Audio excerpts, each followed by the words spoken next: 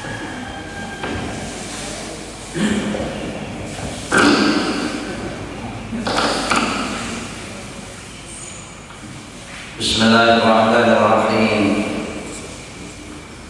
Assalamualaikum warahmatullahi ta'ala wabarakatuh. Waalaikumsalam warahmatullahi wabarakatuh. Alhamdulillahi rabbil alamin, alladzi anzala 'alaina al-Qur'ana al-karima la raiba fihi hudan lil muttaqin. والذي أرسل رسوله حبيبنا ونبينا محمدا صلى الله عليه وسلم المبعوث رحمة للعالمين. والصلاة والسلام على حبيب رب العالمين حبيبنا ونبينا محمد وعلى آله وأصحابه وكل من تبعهم بإحسان إلى يوم الدين.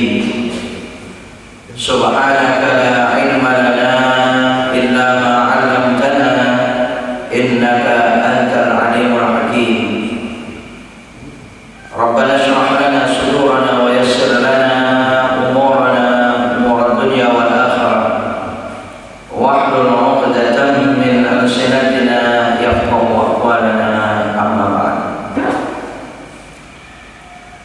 Hadratul Qurama wal Fudala, para alim ulama, para asatidzah, para muallimin muallimat, para mudarrisin mudarrisat, segenap takmir dan pengurus Masjid Al-Istiqamah, segenap tokoh dan sepuh masyarakat sekitarnya, hadirin hadirat, bapak-bapak, ibu-ibu, saudara-saudara sekalian, kaum muslimin dan muslimat yarhamkumullah, seluruhnya yang hadir pada hari ini di tempat yang mulia Masjid Al-Istiqamah ini, dengan segala kebaikan dan kesalehan kita, insyaallah kita semua hamba-hamba mulia yang selalu dimuliakan oleh Allah Subhanahu wa taala. Amin. Allahumma amin.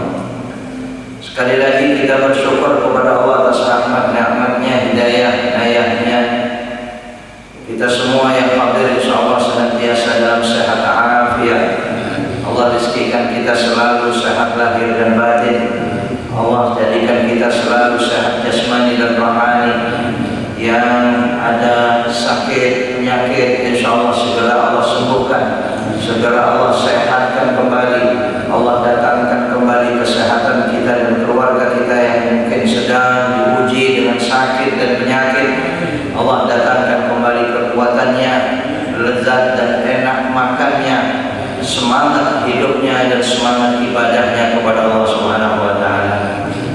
Hadirin hadirat, bapak-bapak, ibu-ibu, saudara-saudara sekalian, pertemuan pagi hari ini insyaallah kita wallahu alam ini kita berada di akhir Rajab barangkali ini ya, akhir Rajab. Ya, kemarin hari Kamis itu 27 Rajab yang masyhur di tengah-tengah kita itu, yang kita selalu teringat akan peristiwa besar, peristiwa mukjizat daripada Allah Subhanahu wa taala pada baginda Rasul Nabi kita Muhammad sallallahu alaihi wasallam dengan perjalanan Isra dan Mi'rajnya. Barangkali sekali lagi mari pada pertemuan pagi hari ini dengan penuh semangat kita duduk bersama-sama, tidak cepat meninggalkan ya, masjid ini. Kita masih melanjutkan i'tikaf kita. Ini hamba-hamba saleh memang demikian, senantiasa hal-hal kebaikan itu sudah banyak dilakukan tapi pasti merasa sedikit, maka kita pasti merasa kurang terus gitu ya. Ya, itu tandanya, cirinya kita semua hamba saleh. Ya, adapun kesalahan ya barangkali cuma sedikit adanya, tapi sekalipun sedikit kita terasa banyak, bahkan terasa takut dengan kesalahan yang sedikit dilakukan itu.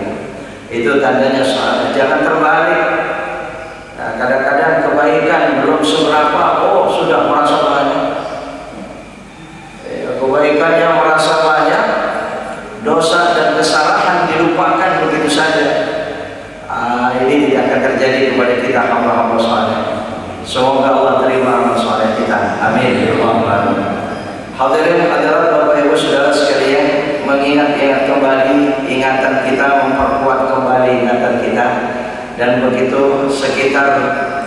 27 Rajab ini pantas kita banyak menceritakan tentang mukjizat Nabi SAW yang salah satunya adalah perjalanan Isra Mi'raj beliau. Saya tidak akan menceritakan tentang bentuk atau perjalanannya dari awal sampai akhir dan seterusnya, tapi lebih kepada esensi salat itu untuk kita umat beriman dalam kehidupan kita yang rasanya tidak akan pernah selesai dibicarakan. Karena saya teringat begini, mukjizat itu suatu pemberian kekuatan, kehebatan para nabi dari Allah Subhanahu wa taala di luar akal manusia. Ya, itu mukjizat, dan banyak para nabi yang dipercaya oleh Allah dengan mukjizat itu, sekalipun tidak semua nabi diceritakan. Bapak Ibu Saudara sekalian, kalau mukjizat nabi-nabi sebelum Nabi Muhammad SAW itu mukjizatnya pada saat Nabi masih ada, pada saat nabinya masih ada, mukjizatnya ada. Begitu nabinya sudah tidak ada, yang mukjizatnya ikut tidak ada, tidak berlanjut. Saya tidak ketemu, mungkin ya hanya ceritanya saja. Manfaatnya untuk umat itu tidak ada lagi. Misalnya ketika Nabi Allah Musa alaihissalam membelah laut, yaitu pada saat Nabi Musa memerlukan, pada saat diperlukan oleh Nabi Allah Musa bersama kaumnya pada saat itu. Nah setelah itu rasanya tidak pernah ada lagi ini membelah laut ini. Manfaatnya pun apa itu membelah laut? Ya, mukjizat para nabi sebelumnya. Nabi Isa menghidupkan orang mati, ya itu terjadi pada masanya. Coba mukjizat Nabi kita Muhammad SAW sekalipun tidak seluruhnya Al-Quran. Oh, sampai sekarang manfaatnya kepada orang-orang yang beriman, termasuk mukjizat Isra Mi'rajnya Nabi kita Muhammad SAW itu sampai sekarang. Nah kalau Nabi SAW pada saat Mi'raj itu dibawain oleh perintah sholatnya sampai sekarang, Pak. Belum lagi peristiwa-peristiwa yang ditemukan oleh Nabi SAW, manfaatnya sampai sekarang. Di sini Bapak Ibu Saudara sekalian, oleh karenanya iman kita yang harus betul-betul kita jaga dengan sebaik mungkin terhadap kepercayaan kita, iman kita terhadap keselamatan Nabi kita Muhammad SAW. Karena Bapak Ibu Saudara sekalian, tidak mustahil ya ada usaha-usaha untuk melemahkan iman kita, mendangkalkan akidah kita terhadap Isra Mi'raj Nabi SAW itu, Pak. Kenapa? Karena perjalanan Nabi itu dua. Rihlah Nabi Isra Mi'raj itu rihlah ruhiyah wa jasadiyah.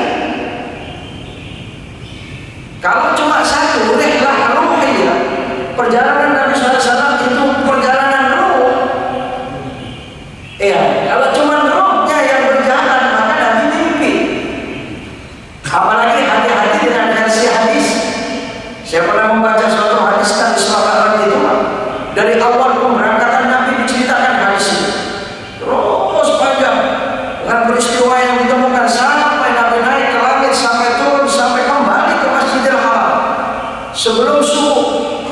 Maka ketika hadis itu menceritakan Nabi sampai kembali ke Masjidil Haram, fastaiqadha Nabi sallallahu alaihi wasallam min naumihi wa huwa fil Masjidil Haram. Dalam hadis itu di akhirnya itu dikatakan Nabi sallallahu alaihi wasallam setelah kembali ke Masjidil Haram, Nabi bangun dari tidurnya, dan dia berada di Masjidil Haram, wa huwa fil Masjidil Haram. Ya berarti kalau begitu Isra Mi'raj itu mimpi, tidak. Bapak Saudara sekalian, dapat kita pahami dari beberapa dalil, mulai daripada ayat Allah Subhanahu wa taala yang umum kita mengkajinya ini. Nabi SAW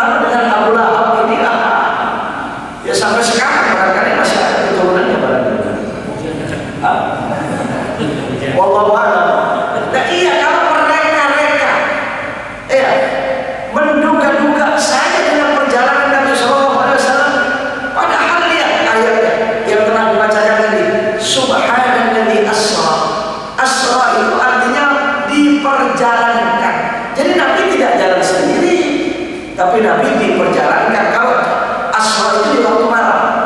Kalau jalannya malam, jalan malam, Bapak Ibu malam hari pergi, ya barangkali ke Bandung, malam hari perginya, itu sarah. Bahasa Arabnya sarah. Sarah itu Laila min Ciledug ila Bandung. Saya berjalan di malam hari dari Ciledug ke Bandung, itu pakai sarah. Tapi kalau asra itu artinya diperjalankan, tidak jalan sendiri. Ya namanya diperjalankan berapa kali selama ini kita tidak jalan sendiri, diperjalankan oleh kendaraan. Ya beda kecepatannya dengan sendiri, betul? Nah itu kendaraan yang kita pilih, kita yang memilihnya Pak. Bagaimana kendaraan yang dipilih oleh Allah Subhanahu Wa Taala? Makanya lihat Nabi Allah Sulaiman alaihissalam, Nabi Sulaiman itu pernah mengadakan perjalanan 2 bulan dijalani sehari. Wuduha syahr wa rawahuha syahr. Dari pagi sampai siang perjalanan 1 hari. Dari siang sampai sore perjalanan 1 hari. Ya kalau jalan kaki 1 hari sampai kemana kira-kira? Tanjung Priok ya Pak. Lewat lagi Pak. Ke Bogor orang kali kalau sehari jalan kaki. Nah ya Nabi Sulaiman alaihissalam perjalanan 1 bulan, 2 bulan dijalanin cuma setengah hari. Nah kalau 2 bulan kita jalan, sampai kemana itu kalau sehari saja ke Bogor kira-kira 2 bulan kemana itu? Itu dijalanin oleh Nabi Sulaiman itu cuma sehari. Bapak Ibu saudara, kenapa? Karena Nabi Sulaiman dijalankan oleh Allah dengan kendaraan angin. Angin, kecepatannya angin gimana? Jadi tidak jalan sendiri, cuma kalau Nabi Sulaiman itu perjalanan 2 bulan dijalani sehari dan itu jalanan di atas bumi. Bagaimana dengan perjalanan Nabi Shallallahu Alaihi Wasallam di Islam Arabnya? Oleh saudara sekalian, makanya ketika Nabi mengumumkan perjalanan Islam Arabnya besok paginya itu tanggal 27 Rajab pagi itu, Pak. Ya orang kafir mengatakan, "Hei Muhammad, saya naik onta ke Palestina dengan larinya onta itu 1 bulan." Ya iya orang kendaraannya onta, dipilih sendiri, dicari sendiri, nama ontanya sehat. Maksudnya sekarang ini Nabi Shallallahu Alaihi Wasallam asra. Kemudian yang berjalan itu kan abdu, dia abdihi bukan biruhi.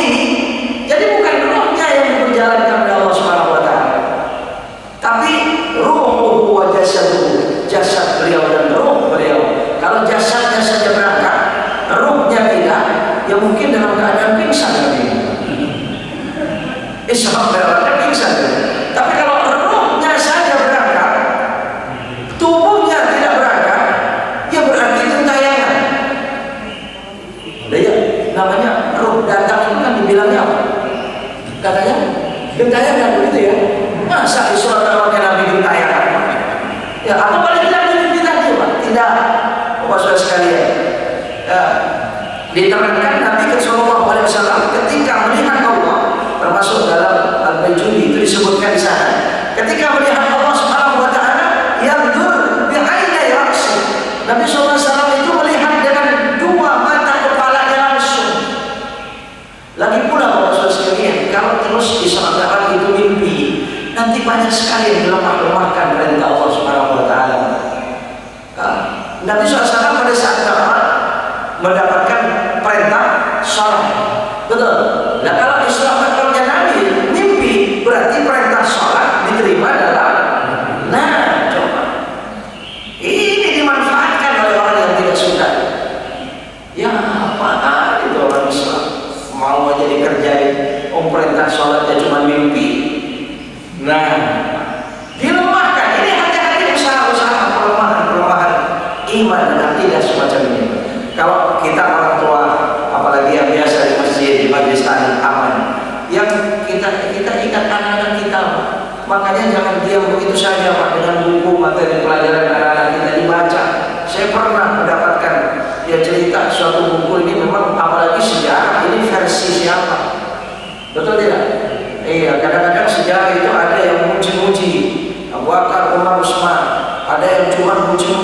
Sayyidina Ali, betul. Ali yang dipuji-puji, yang lain tidak. Tergantung versi siapa yang ceritain. Sama termasuk Isra Mi'raj, termasuk tontonan film anak-anak kita ini. Iya, ya saya pernah lihat film kartun itu. Ya saya hanya teringat ini, tapi ini perlu diceritakan ya, Pak. Itu betul-betul itu merusak akidah anak-anak kita, iman-iman anak kita, Pak. Yang salah satu cerita singkatnya yang saya ingat sudah sekian tahun dulu ya. Jadi dia itu punya ikan gitu ya. Saya cerita tentang ini pendangkalan ya, penanaman ya, musyrikan terhadap anak-anak kita ya, ditanamkan musyrik.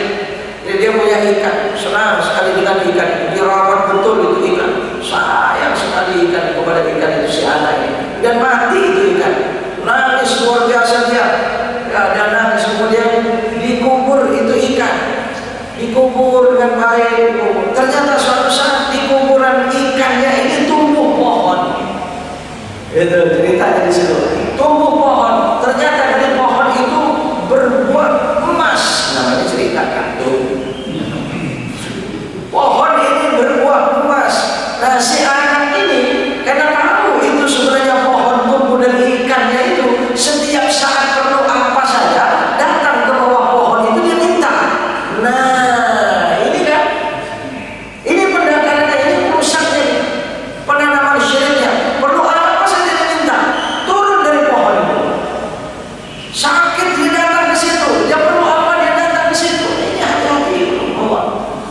Nah termasuk bagian daripada ya penanaman atau usaha-usaha pendangkalan pelemahan iman dan akidah ini terhadap Rasulullah Shallallahu Alaihi Wasallam.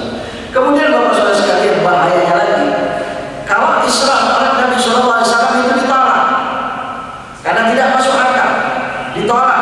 Itu kan cerita Allah, itu kan cerita Allah. Subhanalladzi asra bi 'abdihi lailan.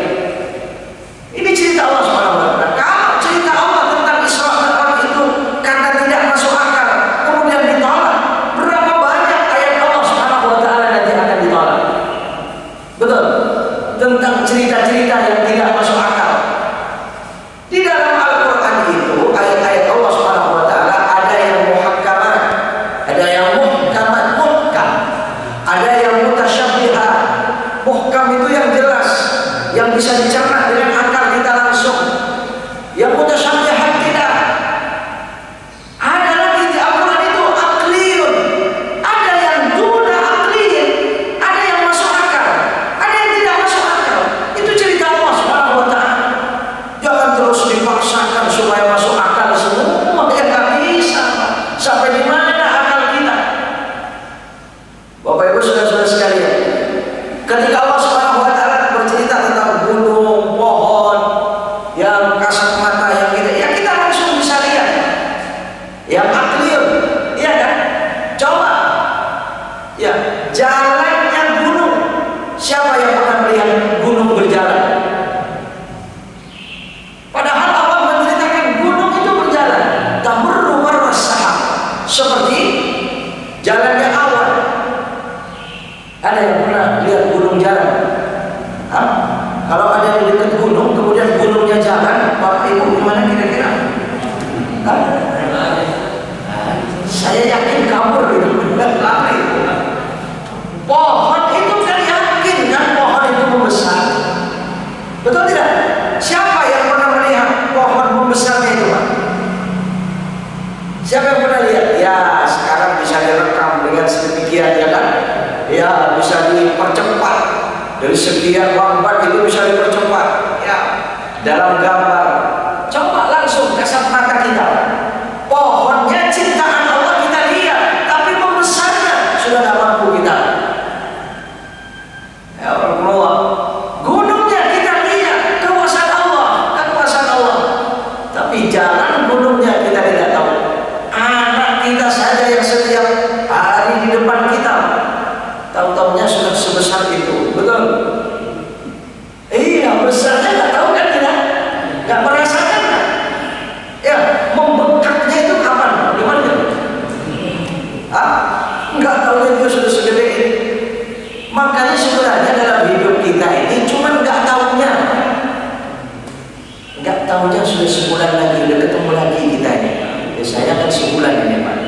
bulan sekali kan. Ya kalau Bapak Ibu ketemu di sini setiap hari, nggak tahunya sudah 1 bulan. Ustaz sudah mengingatkan saya, ya Allah. Nggak tahunya sudah 1 tahun, ya sudah Rajab lagi. Nggak tahunya sudah besok sudah Sya'ban. Nggak tahunya sudah Ramadan lagi. Nggak tahunya Corona sudah 1 tahun. Berapa? Sudah berapa tahun? Iya. Subhanallah. Nggak tahunya umur sudah sekian. Jadi ternyata hidup ini cuma nggak tahunya.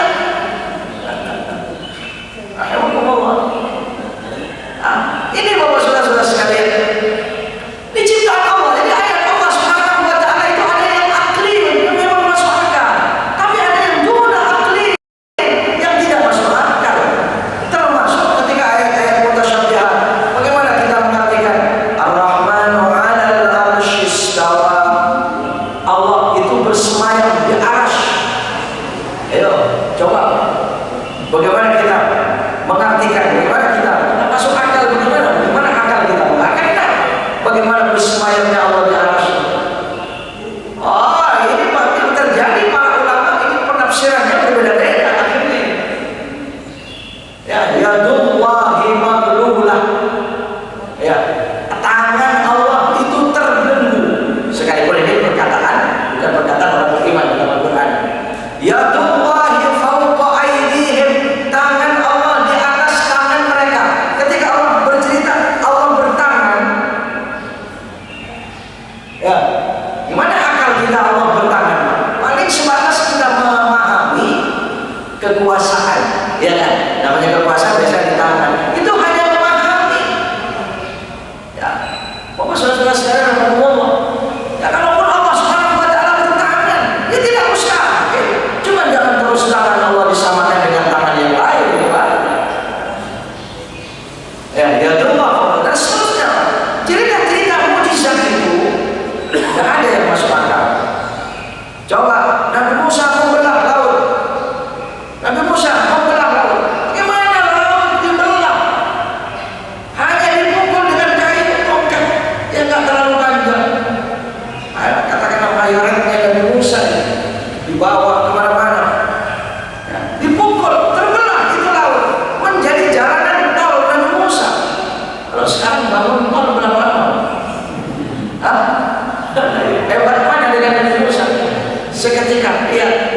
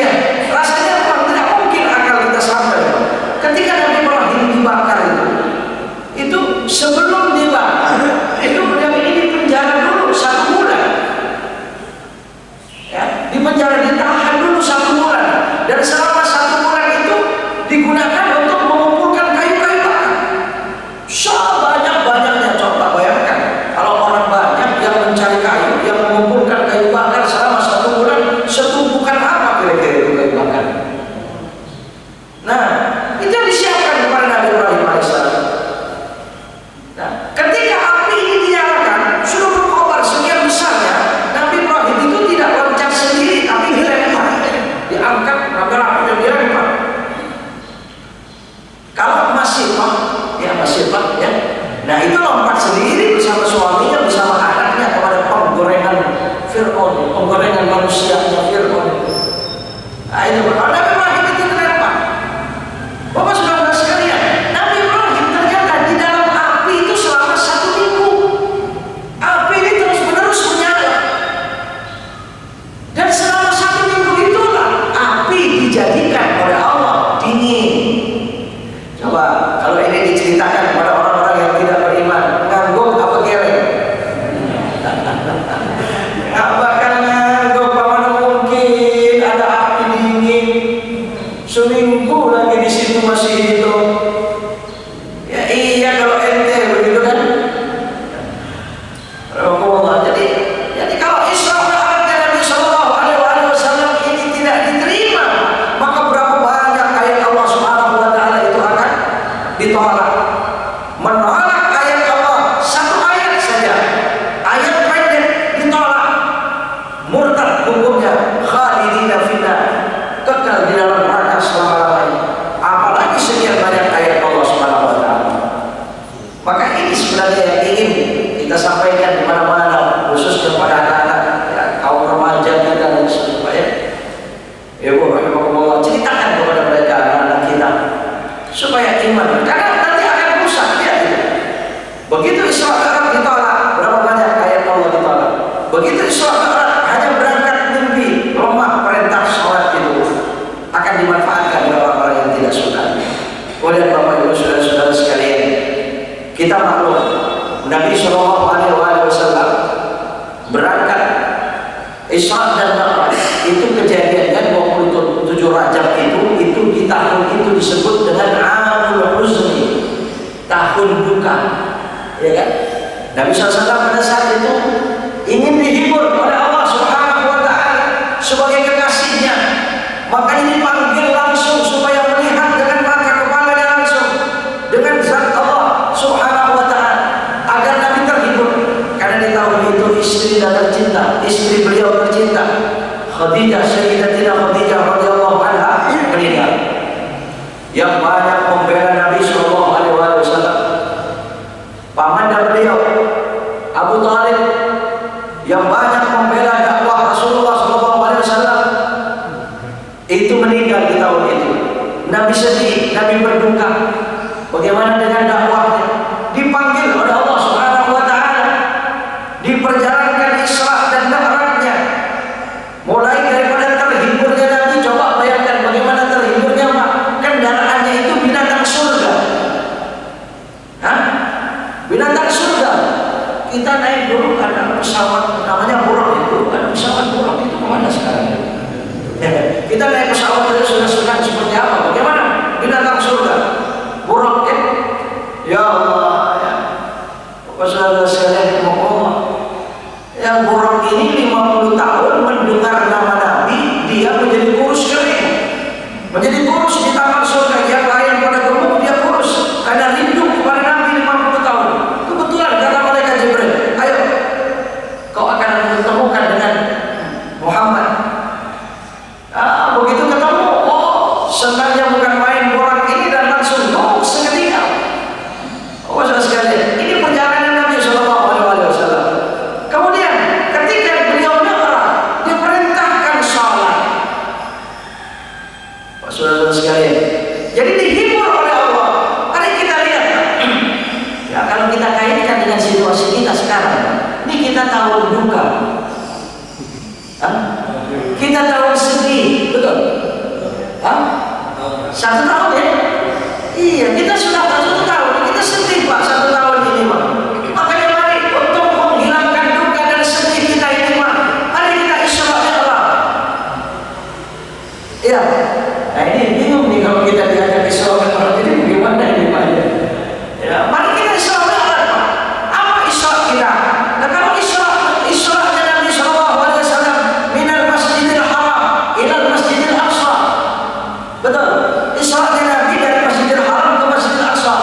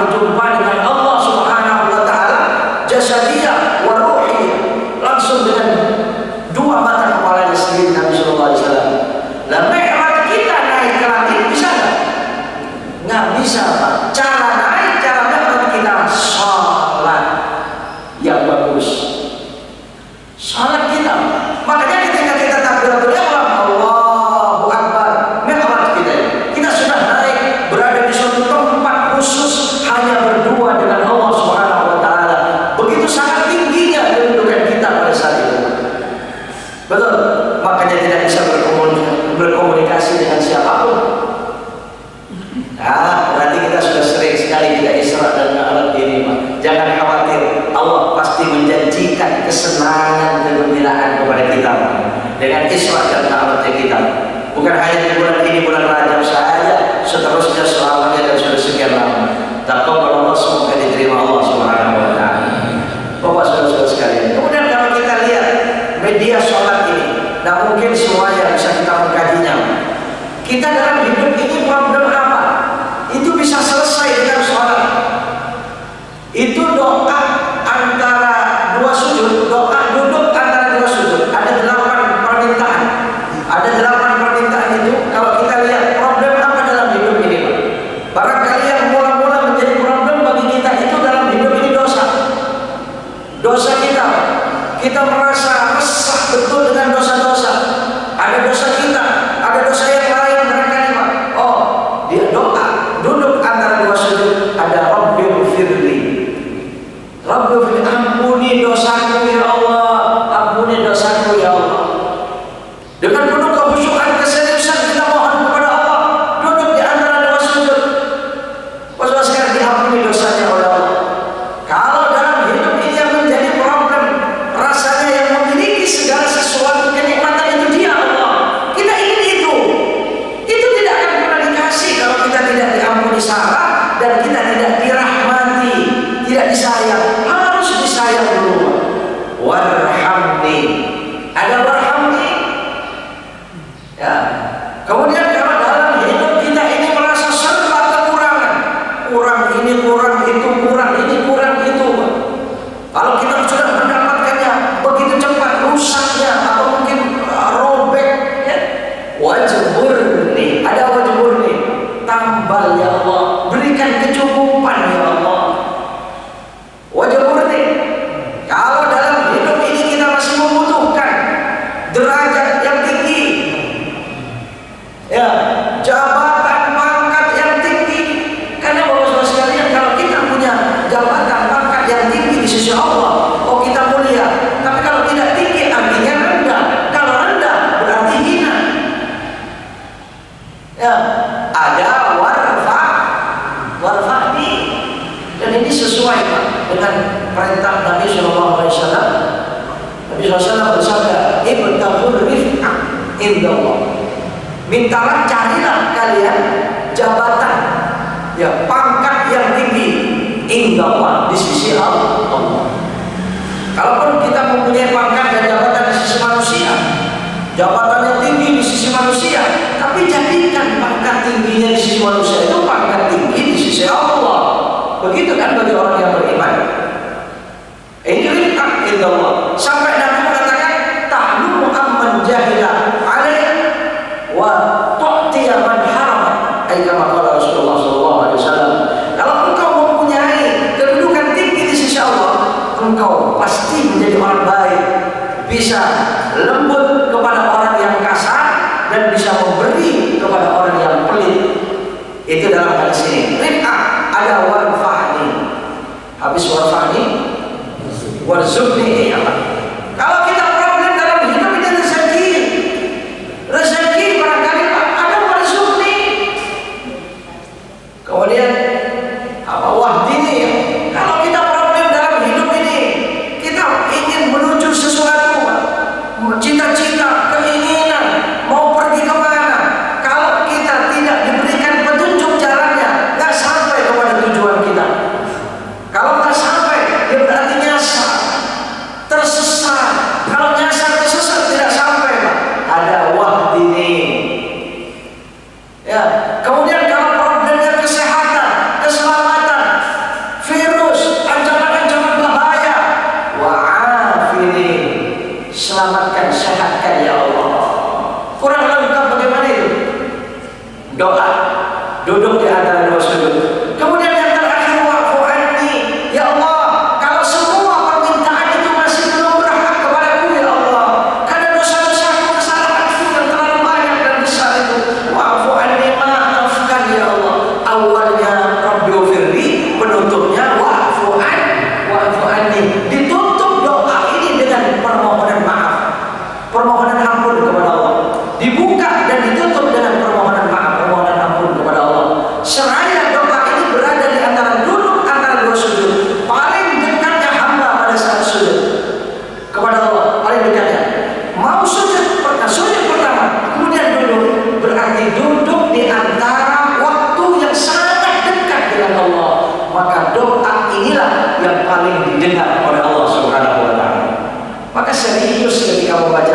firli.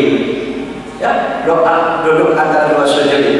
Yang serius, yang bagus, hayati, ya, yang khusyuk.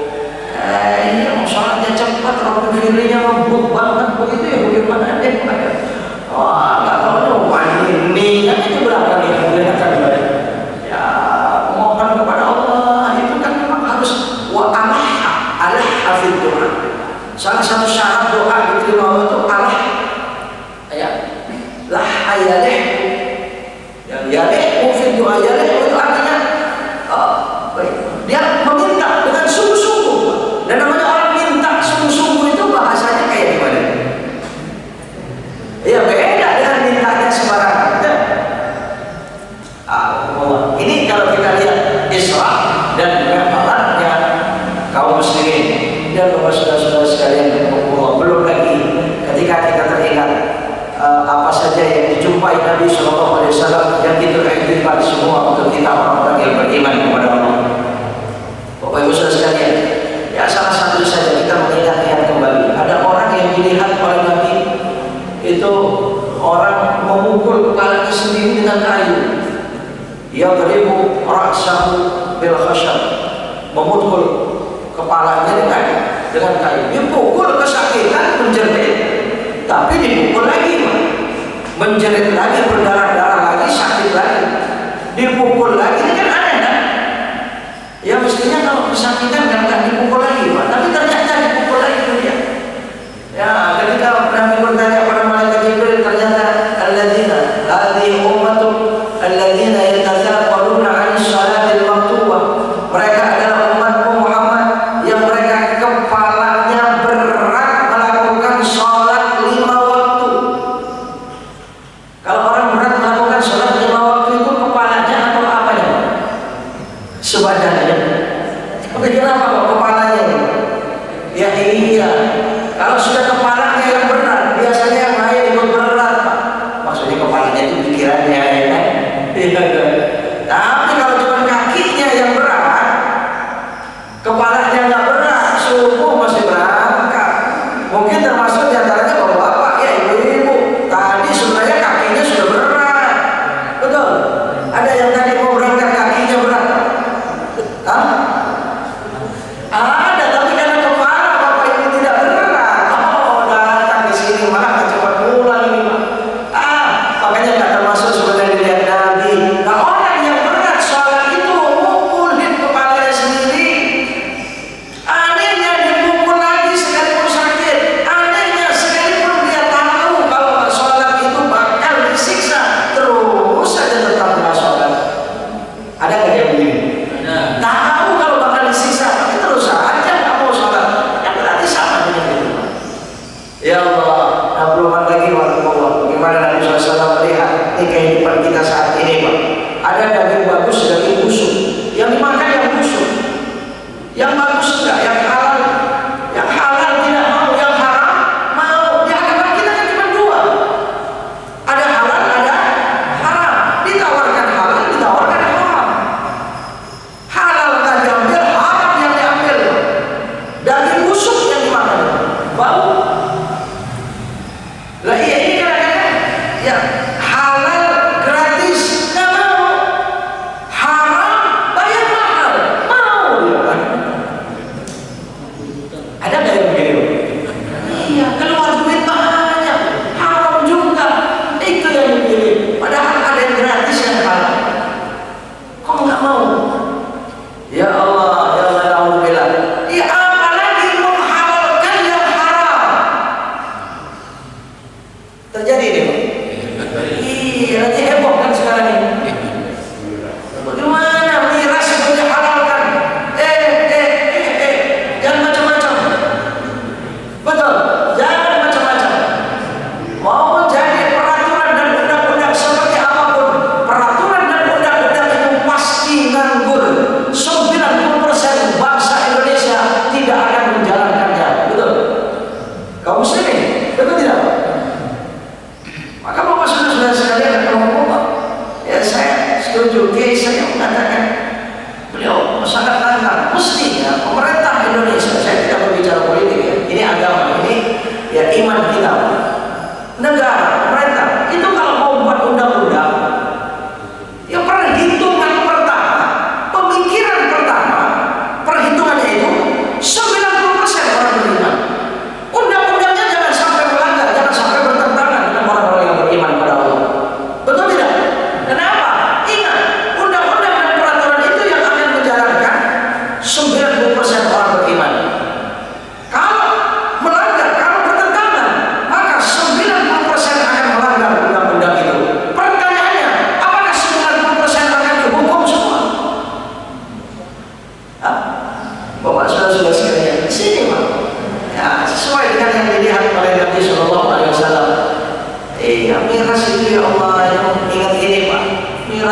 nambah waktu sedikit Pak ya. Jam berapa Pak ya?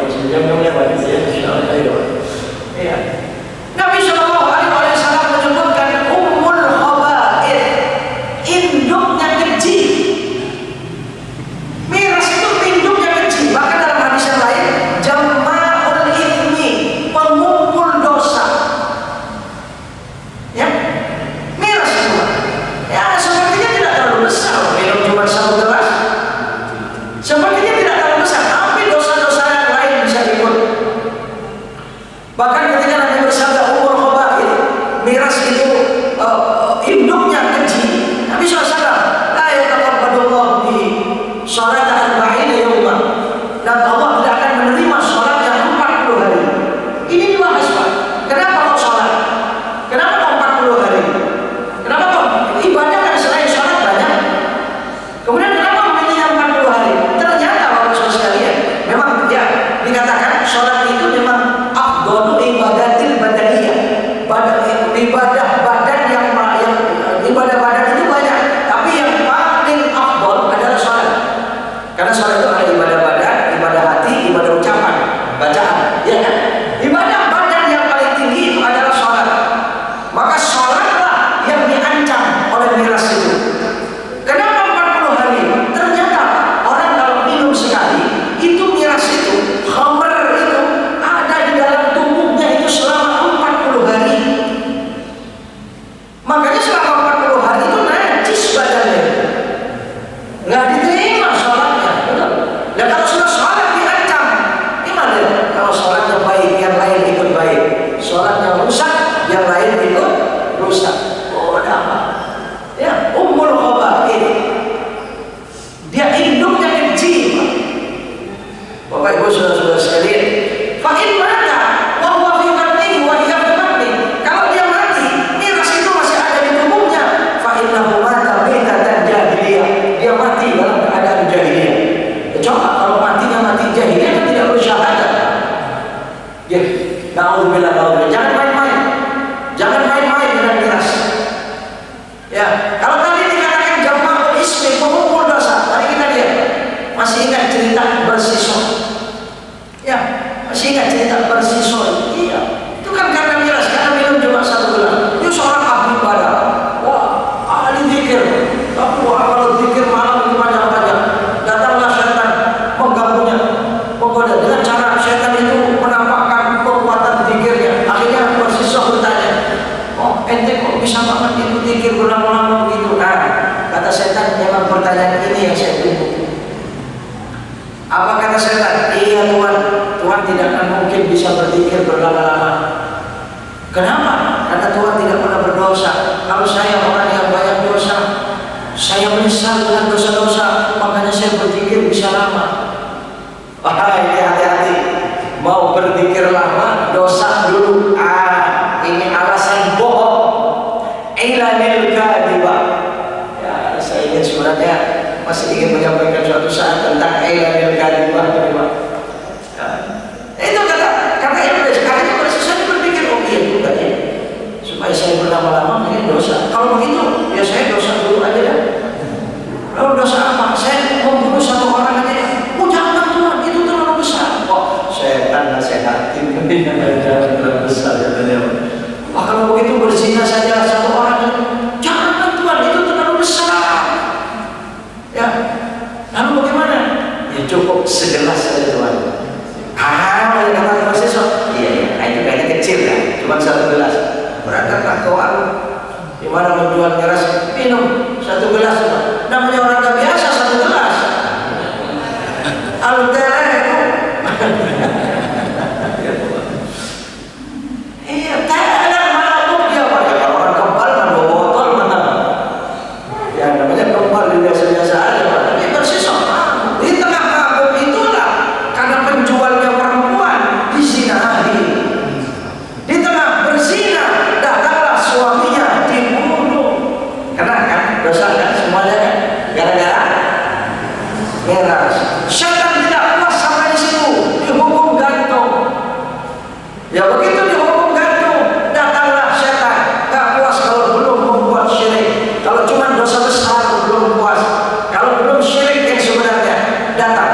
Tuhan, sekarang kau sedang sakit lehermu itu, saya bisa melepasnya.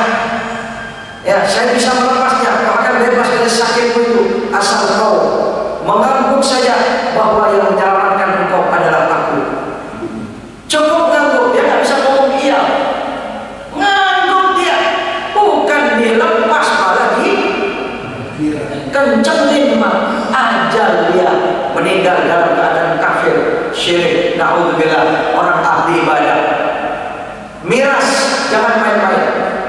Yang dilaknat oleh Allah, la'anallahu al-khamr, Allah melaknat khamr, wa syaribaha, peminumnya, ya, wa saqiyaha, yang menuang, dilaknat Pak. Nggak minum dia, cuma nuangin, dikasih. Kenapa? Persahabatan. Kadang-kadang persahabatan, nuangin, dikasih, dilaknat. Jangan macam-macam, jangan coba-coba dekat. Kemudian wa asruha, memerasnya. Ya kalau dulu ada hadis ya. Kalau dulu kan anggur itu diperas gitu kan ya. Ya kalau sekarang bukan diperasnya, dia mau produksi. Produksinya dilaknat. Wa mu'tasiruha. Mu'tasir ini ada istilahnya sekarang itu apa Pak? Mungkin ada yang Bapak yang ingat barangkali. Permintaan produksi itu Pak. Yang memproduksi di Indonesia, tapi permintaannya dari negara mana? Bisa jadi, betul? Ya, orang yang meminta, yang memproduksi, semua dilaknat. Wahamilaha, orang yang membawanya dilaknat. Ekspedisinya, pengiriman dari mana? Sopirnya, awas. Mohon maaf, saudara-saudaraku, online, sopir online. Betul. Ketika minta dikirimkan barang apa ini? Kalau Anda orang beriman, harus memilih barang yang harus dibawa. Betul tidak?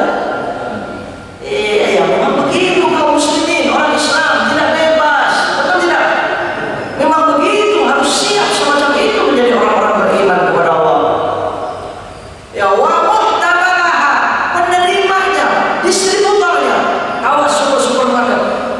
Penjualnya orang Islam.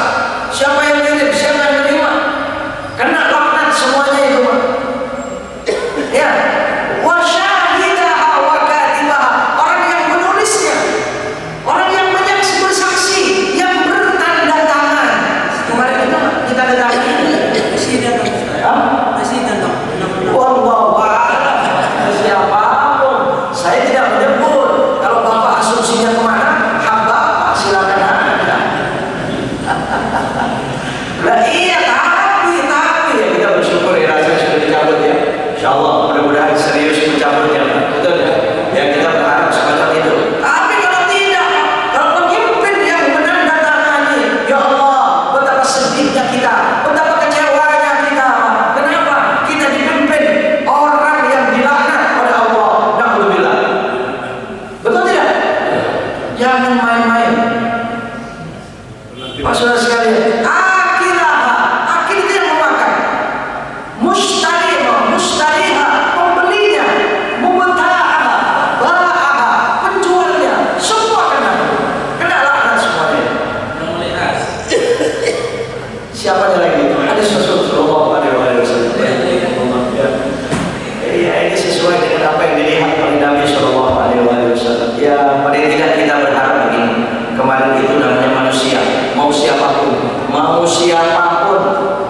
pejabat, mau pangkat tinggi, mau presiden, mau siapapun, namanya manusia. Ada apa-apa kita doakan kepada Allah hari-hari mendatang supaya hidayah Allah kepada beliau, kepada mereka, siapapun. Ya Pak ya, iya barangkali hanya lalainya, mungkin karena lemahnya, namanya manusia, ada kuat, ada lemah, begitu kan? Mudah-mudahan tidak akan pernah lemah lagi. Mudah-mudahan kita tidak pernah dipimpin oleh pemimpin yang lemah. Kalau dipimpin oleh pemimpin yang lemah, siap kita menjadi bangsa yang kalah. Namanya lemah. Baik, ini nanti menjulur panjang kalau ini. Mungkin waktu yang sudah Alhamdulillah, jadi pada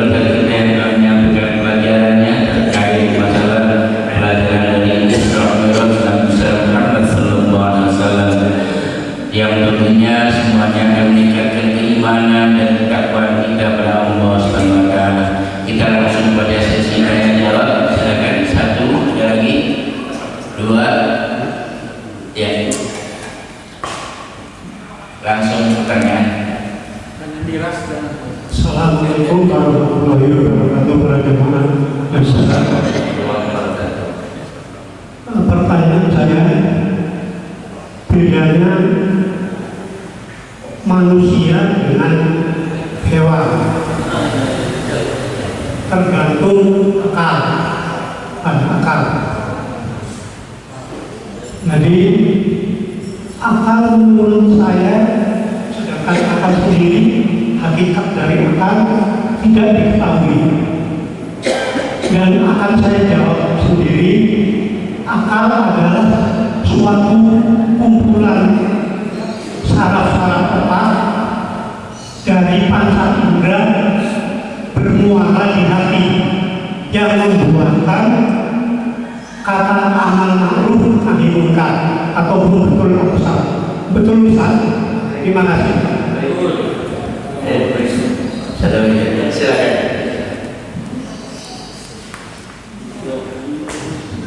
Assalamualaikum warahmatullahi wabarakatuh. Menarik pelajaran dari Isra Mi'raj ini, kita seperti sirah Nabawi. Jadi bagaimana perjalanan Nabi ini Isra Mi'raj sampai ke Sidratul Muntaha. Dan tadi Pak Ustaz juga bilang Isra kita dari masjid ke masjid, Pak Ustaz. Dan waktu Nabi naik ke Sidratul Muntaha itu bagaimana beliau itu mengurangi sholat dari 55 sampai jadi 5 sekarang ini.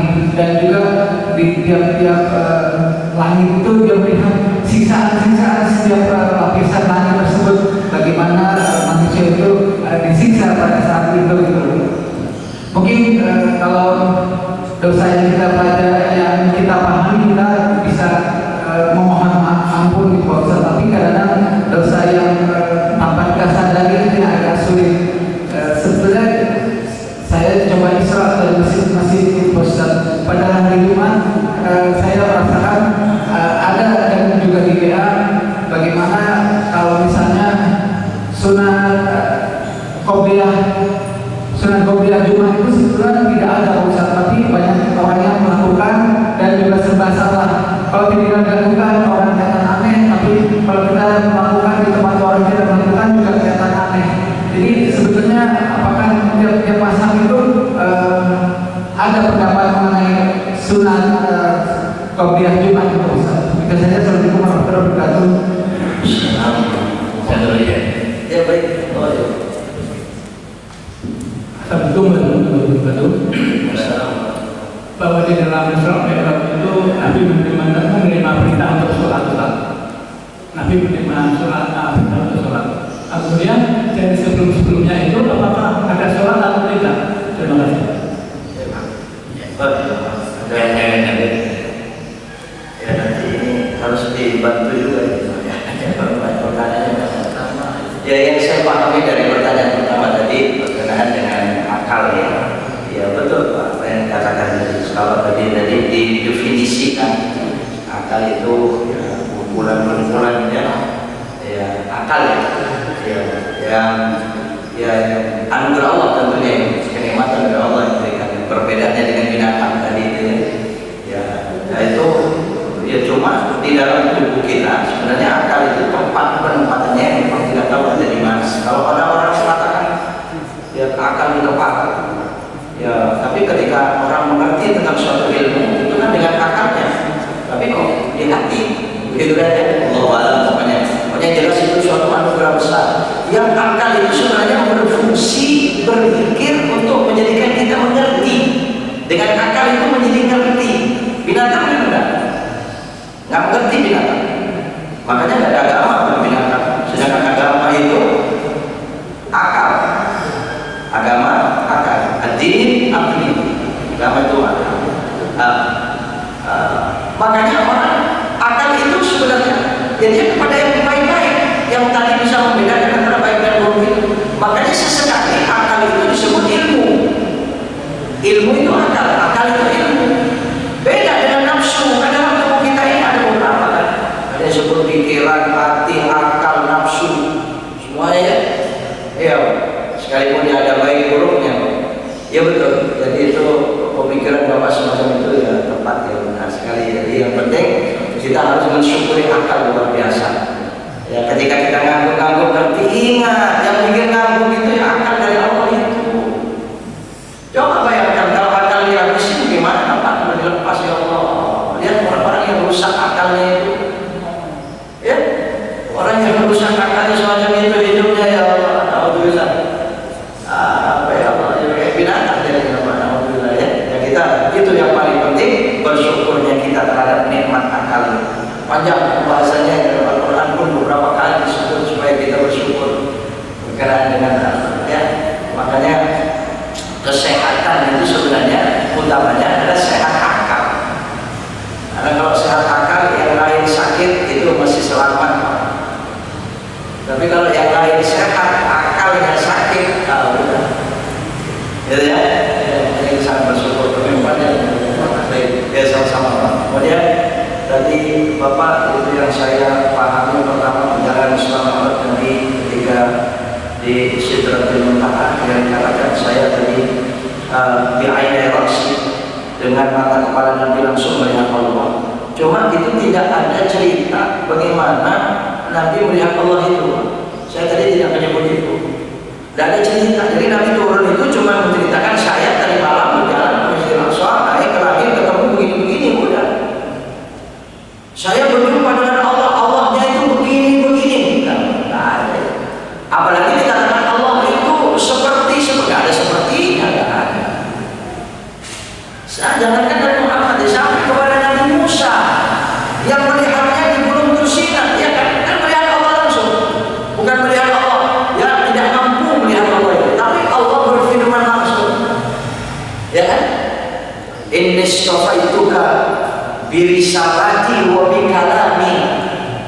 Ya, kata Allah Subhanahu wa taala, aku memilihmu dengan risalahku dan firmanku, perkataanku langsung. Itu saja enggak tahu seperti apa yang didengar oleh Nabi Musa, firman Allahnya itu suaranya kayak begini. Ada cerita itu, Pak. So kalau cerita itu karena Muhammad diberikan kemampuan cerita itu, nanti akan ada banyak penafsiran. Oh, Allah itu begitu ya. Allah itu kayak begitu ya. Allah itu seperti itu ya, dia itu, Pak. Ada nazir, ada bandingan. Sedangkan Allah walam yakun lahu kufuwan. Iya. Tak ada bandingannya.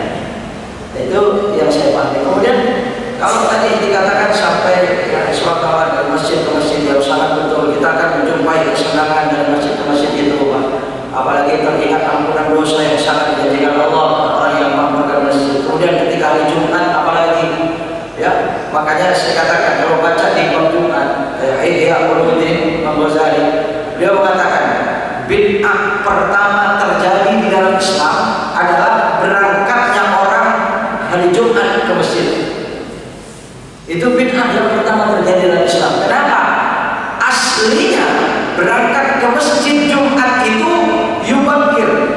mubakir di pagi-pagi, Pak. Berangkat Jumat itu pagi hari. Sekarang berangkat Jumat jam berapa?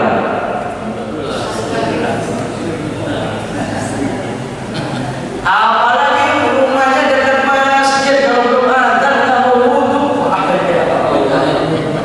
Sebenarnya ini dikatakan awal bid'atin fil Islam. Tapi ini ternyata jarang dibahas bid'ah semacam ini, Pak. Betul? Ya, kita ya betul. Kalau seorang imam khatib memang disunahkan agak belakang masuk masjidnya. Tapi hadir masjidnya jangan belakang, khatib. Paling tidak makanya saya guru saya Pak tentang berkata itu sering kalau di masjid ya dia datang duluan di sekretariat dulu. Begitu sudah menjelang adzan itu Pak masuk ke masjid. Kenapa? Karena kalau imam sudah masuk masjid, kalau imam belum masuk masjid itu ya mereka itu mencatat, menunggu di pintu-pintu. Orang yang masuk itu mencatat. Begitu imam sudah masuk, mereka sudah tidak mencatat lagi. Ya Allah, ya makanya ya kalau imam datang duluan ya tapi jangan bersemarahin, ya imam datang duluan masuk ke depan, Pak nyolek Pak, tolong keluar duluan. Wah kenapa Pak? Saya ngaji kemarin Pak. Dan imamnya kan ingin berlama-lama di dalam masjid, enggak juga.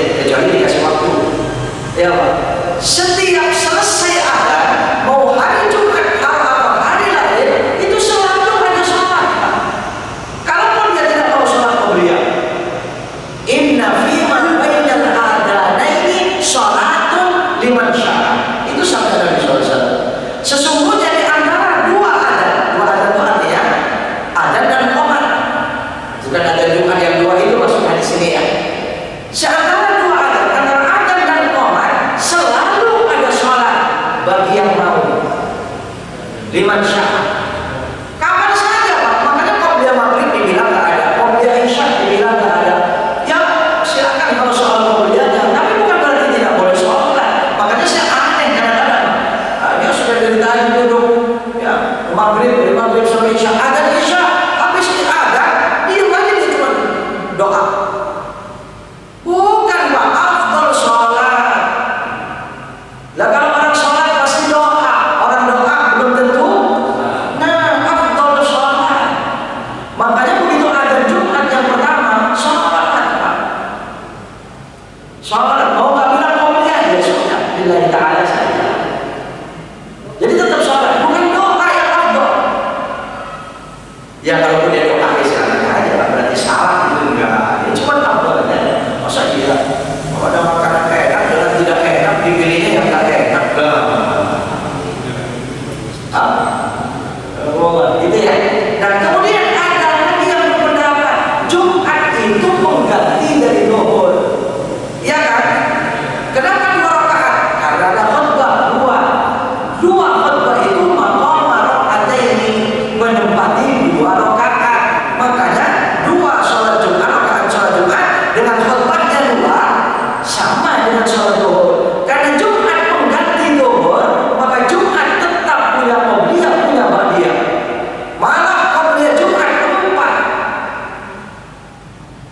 Ada bahasan ini Pak. Silakan, banyak kan orang yang qobliyah Jumat itu ada cepat-cepat, jadi ada Jumat 4. Tapi jangan memaksakan itu. Tapi kenapa? Karena takut keburu khotibnya menyampaikan khutbah, sebenarnya sudah tidak ada lagi sholat. Kalau khotib sudah menyampaikan khutbahnya, sudah tidak ada lagi sholat. Makanya yang ada satu agak sulit, imamnya cepat khutbah, ya bagaimana qobliyah, kita bisa. Kecuali memang dikasih waktu kadang-kadang oleh ya, MC-nya ya. Ya itu silakan saja, tetap ada. Silakan ya, lebih afdalnya itu ketika sholat. Ya, apa dia apalagi ba'diyah zuhur, qobliyah zuhur memang utamanya memang 4 rakaat. Sekalipun langsung tidak pakai 2 rakaat, langsung ya boleh. Saya lihat di masjid ini guru kita Ustaz Abdullah, ya Ustaz Abdullah Yasin, itu beliau sering sholat qobliyah ba'diyah Jumat itu 4 kali. Dan saya pernah melihat beliau ini tidak pakai salam 2 rakaat. Ya silakan saja. Memang sholat sunnah di siang hari, duha dan sebagainya memang masih boleh. Sekalipun tetap afdal 2 rakaat salam, 2 rakaat salam. Apalagi sholat malam ya. Ya itu ya Pak. Ya alhamdulillah. Nah kemudian ada pertanyaan tadi, ya perintah sholat. Ya Nabi SAW menerima perintah sholat. Apakah ada sholat sebelumnya? Ada. Ya sholat Nabi sebelumnya itu sudah sholat. Cuma dia berbeda. Yang paling lengkap itu sholat kita, sholat Nabi Muhammad SAW. Sholat Nabi SAW, ibadah Nabi ya sebelum sholat apa? Sholat kepada Allah. Cuma dalam suatu banyak riwayat itu seperti cara ibadahnya Nabi Ibrahim. Kan sholat itu ada yang berdiri terus, ada yang memang caranya duduk terus. Iya, ada yang sholatnya itu cuma rukuk terus. Sama dengan sholat para malaikat. Para malaikat itu ada yang berdiri terus, ada yang rukuk terus, ada yang sujud selama-lamanya. Itu kalau para malaikat. Ya, disyariatkan kepada Nabi SAW lengkap. Berdirinya ada, rukuk ada, sujud ada, duduk ada. Sholat kita lah umat Nabi Muhammad yang paling lengkap. Jadi ada Pak, makanya ibadah atau iman orang-orang tua Nabi, kakek nenek Nabi, ya kakek-kakek Nabi itu, ya mereka tetap beriman kepada Allah. Makanya dibantah Nabi SAW itu anaknya orang kafir. Jadi Abdullah itu dibilang orang kafir. Tidak bisa, mereka beriman, tapi berimannya bukan cara berimannya Nabi Muhammad SAW. Makanya apalagi sampai dicap-cap dan Muhammad kan anaknya orang kafir, dia orang ayahnya orang neraka juga. Ya Allah, hati-hati berkata demikian. Itu ya. Oh, ada, ya, macam-macam. Ada yang pagi saja, ada yang sore saja, ada yang pagi sore. Dari umat ke umat itu berbeda-beda. Para sahabat atau misalnya para sahabat itu berarti sholatnya tidak sama gitu ya. Misalnya bahwa misalnya kan kalau sekarang berarti mereka mungkin ada yang sholatnya pagi, atau mungkin ada yang sholatnya malam, atau ada yang sholatnya siang, atau bagaimana ya? Kalau dalam Al-Quran ada tarafayn nahar, ada 2 ujung siang. 2 ujung siang kan di awal sama akhir. Nggak ada yang semacam itu, Pak. Iya. Ya, jadi yang macam-macam. Wallahu a'lam tentang waktu-waktunya, tapi mereka sholat. Mereka ada ibadah sholatnya. Tapi belum sampai sekarang. Iya betul. Jadi 5 waktu sehari semalam itu yang mengajarkan adalah malaikat Jibril. Malaikat Jibril bahkan lengkapnya itu di waktu zuhur. Sekalipun Nabi SAW turun sebelum subuh, itu subuh itu cara sholat seperti kita ini belum. Pada hari saudara, ya, itu subuh itu belum. Ya, cuma nanti masih sholat ya seperti itu. Tapi diajarkan oleh malaikat Jibril itu zuhur. Makanya zuhur nampak jelas. Sudah jelas cara sholat yang sebenarnya semacam itu. Sholat Nabi Sallallahu Alaihi Wasallam. Ya, apalagi kalau tadi dikatakan dapat 50 kali pertamanya ya, 50 waktu, 50 kali sehari semalam Pak. Bukan 55, tapi 50 kali. Dengan berkat usul Nabi Musa menjadi 5 kali sehari semalam. Pekerjaannya dikurangi, pahalanya tidak dikurangi. Sama dengan sholat 50 kali sehari semalam. Allah, ini perjuangan Nabi Sallallahu Alaihi Wasallam untuk kita umatnya. Ya. Baik, Allah yang sekian. Walau ini cukup ya. Alhamdulillah, mengucapkan terima kasih kepada kita. Semoga Allah menambah kebaikan untuk beliau dan untuk kita semua. Dan terakhir saya mohon doanya dan selamatkan kita bersama. Bismillahirrahmanirrahim. Alhamdulillahirabbil alamin. Hamdan yuwafi ni'amahu wa yukafi'u mazidah. Ya Rabbana ya Rabbana lakal hamdu kama yanbaghi li jalali wajhikal karim wa li'azimi sultanik. Subhanaka la nuhsi thana'an 'alaik anta kama athnaita 'ala nafsik. Falakal hamdu hatta tarda wa lakal hamdu ba'da ridha wa lakal hamdu idza radita 'anna daiman abada. Allahumma inna asbahna minka fi ni'matin wa 'afiyatin wa sidq. فأتمم نعمتك ورحمتك علينا وعافيتك وسترك في الدين والدنيا والآخرة.